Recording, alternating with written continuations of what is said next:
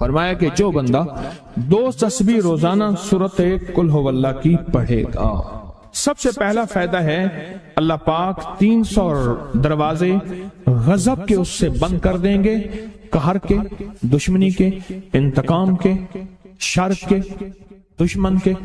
اللہ 300 دروازے اس سے بند کریں گے اس دن جس دن 200 دفعہ سورت اخلاص پڑھے گا، قل ہو اللہ پڑھے گا۔ آپ چلتے پھرتے پڑھ لیں، حتیٰ کہ وضو نہیں ہے زبان پاک کے پڑھ سکتے ہیں۔ اس کے 9 فائدے بتا رہا ہوں، غور سے سنیے گا۔ 2 تسبیح سورت قل ہو اللہ کی۔ دوسرا فائدہ فرمایا کہ جو بندہ 2 تسبیح روزانہ قل ہو اللہ کی پڑھتا ہے، اللہ 300 رحمت کے دروازے اس پہ کھول دیتے ہیں۔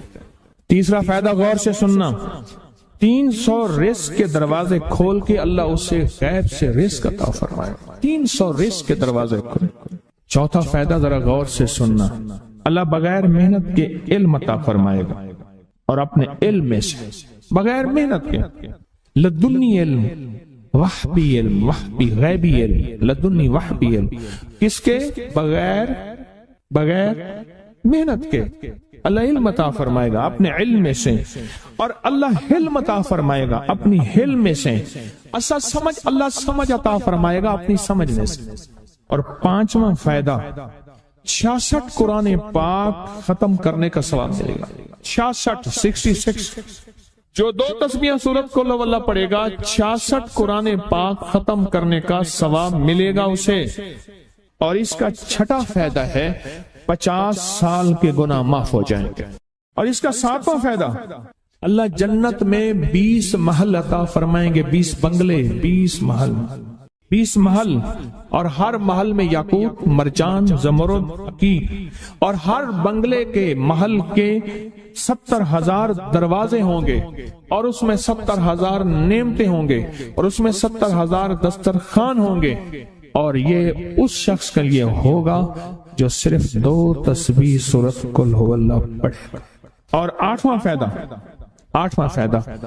جو 2 تسبیح سورت قل ہو اللہ پڑھے گا، سورت اخلاص پڑھے گا، 8واں فائدہ ہے 2000 رکعت نفل پڑھنے کا ثواب ملے گا۔